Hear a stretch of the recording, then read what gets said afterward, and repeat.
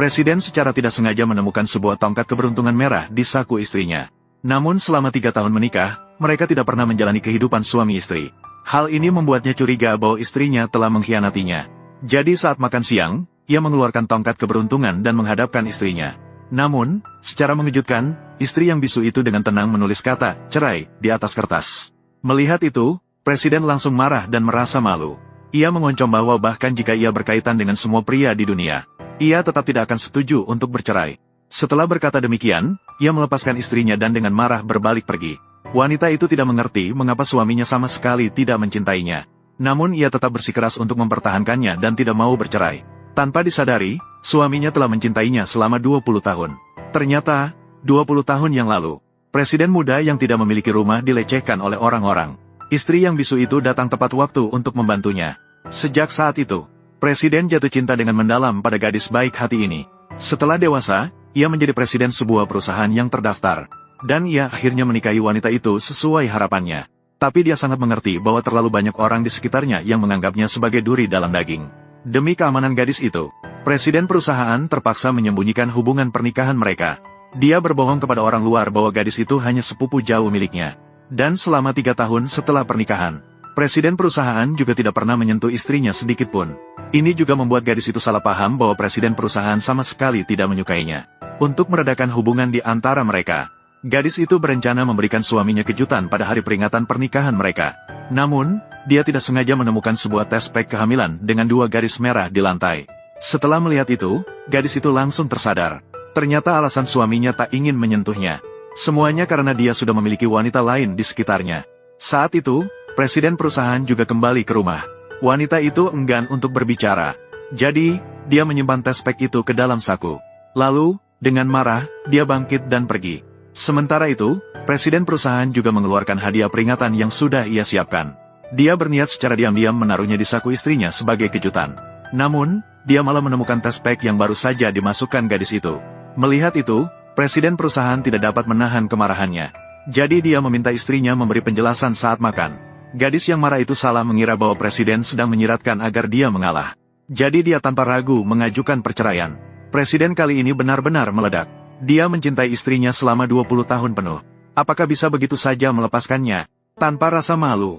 Aku memberimu satu kesempatan lagi. Pikirkan baik-baik apa yang harus kamu katakan. Gadis itu merasa bingung melihat situasi itu. Suaminya jelas-jelas tidak mencintainya. Kenapa dia tidak mau bercerai? Tanpa disadari, semua ini adalah ulah pembantu yang mengacau. Mereka memperkirakan bahwa mereka akan segera bercerai. Setelah kembali ke kamar, gadis itu semakin marah memikirkannya. Jadi dia mengirim pesan kepada presiden meminta perceraian segera. Tapi mereka sama-sama mengira bahwa satu sama lain telah mengkhianati pernikahan. Jadi mereka segera bertengkar di ponsel. Tapi tidak disangka, gadis itu karena emosi yang tinggi tiba-tiba berkata, "Song Xian, jelas kamu yang keluar. Aku sudah berbicara." Batu tinta dinasti Song. Karena kamu berteriak tanpa alasan, maka jangan salahkan aku jika tidak sopan.